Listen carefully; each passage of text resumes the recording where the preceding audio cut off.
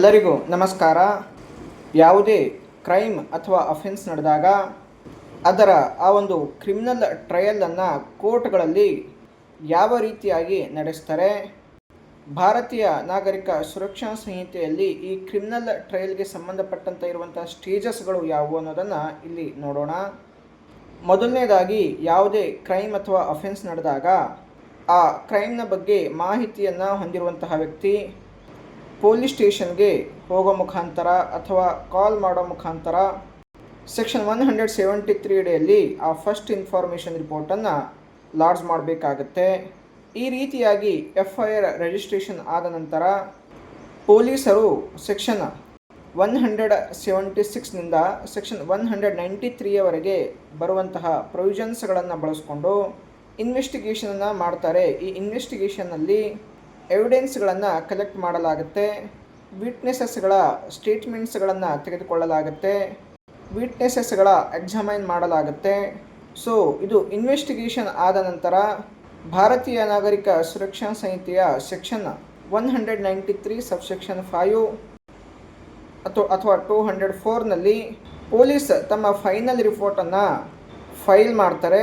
ಆ ಒಂದು final ರಿಪೋರ್ಟನ್ನು magistrate ಎದುರುಗಡೆ ಕೂಡ ಫೈಲ್ ಮಾಡ್ತಾರೆ. ಅದನ್ನು ಚಾರ್ಜ್ ಶೀಟ್ ಅಂತೇಳಿ ಕರೆಯಲಾಗುತ್ತೆ. ಹೀಗೆ ಚಾರ್ಜ್ ಶೀಟ್ ಫೈಲ್ ಆದ ನಂತರ ಆ ಒಂದು ಕ್ರೈಮ್ನ ಕಾಗ್ನಿಜನ್ಸನ್ನು ತೆಗೆದುಕೊಳ್ಳಲಾಗುತ್ತೆ. ಸೆಕ್ಷನ್ 206 ಅಡಿಯಲ್ಲಿ ಈ ಒಂದು ಕಾಗ್ನಿಜನ್ಸನ್ನು ತೆಗೆದುಕೊಳ್ಳಲಾಗುತ್ತೆ. ಇಲ್ಲಿ ಮ್ಯಾಜಿಸ್ಟ್ರೇಟ್ ಅಥವಾ ಜಡ್ಜ್ ಅವರು ಚಾರ್ಜ್ ಶೀಟನ್ನು ಎಕ್ಸಾಮೈನ್ ಮಾಡ್ತಾರೆ. ಟ್ರಯಲನ್ನು ಮುಂದೆ ಪ್ರೊಸೀಡ್ ಮಾಡೋದಕ್ಕೆ ಒಂದು ಡಿಸಿಷನನ್ನು ತೆಗೆದುಕೊಳ್ತಾರೆ. ಇದಾದ ನಂತರ ಸೆಕ್ಷನ್ 228, 251ನಲ್ಲಿ ಚಾರ್ಜಸ್ಗಳ ಫ್ರೇಮ್ ಆಗುತ್ತೆ. ಒಂದು ವೇಳೆ ಕ್ರೈಮ್ನ ಪ್ರೈಮಾ ಫೇಸಿ ಎಕ್ಸಿಟ್ ಆದಾಗ ಅಕ್ಯೂಸ್ಡ್ನ ವಿರುದ್ಧ ಚಾರ್ಜ್ಗಳನ್ನು ಫ್ರೇಮ್ ಮಾಡಲಾಗುತ್ತೆ. ಹೀಗೆ ಚಾರ್ಜ್ ಫ್ರೇಮ್ ಆದ ನಂತರ ಪ್ರಾಸಿಕ್ಯೂಷನ್ ಅವರು ಸೆಕ್ಷನ್ 230 ಮತ್ತು 231ನಲ್ಲಿ ತಮ್ಮ ವಿಟ್ನೆಸಸ್ಗಳನ್ನು ಮತ್ತು ಡಾಕ್ಯುಮೆಂಟ್ರಿ ಎವಿಡೆನ್ಸ್ಗಳನ್ನು ಕೋರ್ಟ್ನಲ್ಲಿ ಪ್ರೆಸೆಂಟ್ ಮಾಡ್ತಾರೆ. ಅದಾದ ನಂತರ ಡಿಫೆನ್ಸ್ನವರು ಅಂದರೆ ಅಕ್ಯೂಸ್ಡ್ ಪರವಾದಂತಹ ವಕೀಲರು ಸೆಕ್ಷನ್ 232ನ ಅಡಿಯಲ್ಲಿ ಪ್ರಾಸಿಕ್ಯೂಷನ್ ವಿಟ್ನೆಸಸ್ಗಳ ಕ್ರಾಸ್ ಎಕ್ಸಾಮಿನೇಷನನ್ನು ಮಾಡ್ತಾರೆ. ಕ್ರಾಸ್ ಎಕ್ಸಾಮಿನೇಷನ್ ಆದ ನಂತರ ಡಿಫೆನ್ಸ್ ಅಂದರೆ ಅಕ್ಯೂಸ್ಡ್ ಕಡೆಯವರು ಏನಾದರೂ ಎವಿಡೆನ್ಸ್ಗಳಿದ್ದರೆ, ಅಂದರೆ ಆತ ತಾನು ತಪ್ಪು ಮಾಡಿಲ್ಲ ಅನ್ನುವಂತಹ ಏನಾದರೂ ಎವಿಡೆನ್ಸ್ಗಳಿದ್ದರೆ ಸೆಕ್ಷನ್ 233, 234ನಲ್ಲಿ ತನ್ನ ಕಡೆಯ ವಿಟ್ನೆಸಸ್ಗಳನ್ನು, ತನ್ನ ಒಂದು ಎವಿಡೆನ್ಸ್ಗಳನ್ನು ಆತ ಪ್ರೊಡ್ಯೂಸ್ ಮಾಡ್ಬೋದು.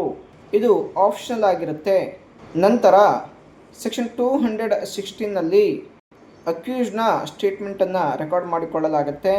ಅಂದರೆ ಇಲ್ಲಿ ಏನಾದರೂ ಸರ್ಕಮ್ಸ್ಟ್ಯಾನ್ಸಸ್ನ ಬಗ್ಗೆ ಏನಾದರೂ ಎಕ್ಸ್ಪ್ಲೇನ್ ಮಾಡ್ಬೋದಾ ಅಂಥೇಳಿ ಇಲ್ಲಿ ಅಕ್ಯೂಸ್ಡ್ಗೆ ಆತನ ಒಂದು ಸ್ಟೇಟ್ಮೆಂಟನ್ನು ತೆಗೆದುಕೊಳ್ಳುತ್ತೆ. ಇದಾದ ನಂತರ ಸೆಕ್ಷನ್ 314ನಲ್ಲಿ ಫೈನಲ್ ಆರ್ಗ್ಯುಮೆಂಟ್ಸ್ ಆಗುತ್ತೆ.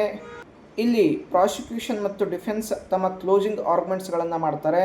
ನಂತರ ಸೆಕ್ಷನ್ 392ನಲ್ಲಿ ಕೋರ್ಟ್ ತನ್ನ ವರ್ಡಿಕ್ಟನ್ನು ಡೆಲಿವರಿ ಮಾಡುತ್ತೆ.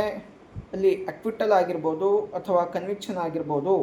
ನಂತರ ನೆಕ್ಸ್ಟ್ ಒಂದು ವೇಳೆ ಕನ್ವಿಕ್ಷನ್ ಆಗಿದ್ದರೆ ಸೆಕ್ಷನ್ 395ನ ಅಡಿಯಲ್ಲಿ ಅಕ್ಯೂಸ್ಡ್ ಸೆಂಟೆನ್ಸಿಂಗ್ನ ಮೇಲೆ, ಆರ್ಡರ್ನ ಮೇಲೆ ತನ್ನ ಹೇರಿಂಗ್ ಮಾಡ್ಕೊಳ್ಳೋದಕ್ಕೆ ಪ್ರೇಯರನ್ನು ಮಾಡ್ಬೋದು. ಅಲ್ಲಿ ಶಿಕ್ಷೆಯನ್ನು ಕಡಿಮೆ ಮಾಡೋದ್ರ ಬಗ್ಗೆ ಅಲ್ಲಿ ಹಿಯರಿಂಗ್ ಕೂಡ ಆಗುತ್ತೆ. ಸೊ ಇವು ಕ್ರಿಮಿನಲ್ ಕೇಸ್ನಲ್ಲಿ, ಕ್ರಿಮಿನಲ್ ಟ್ರಯಲ್ನಲ್ಲಿ ಬರುವಂತಹ ಸ್ಟೇಜಸ್ಗಳು.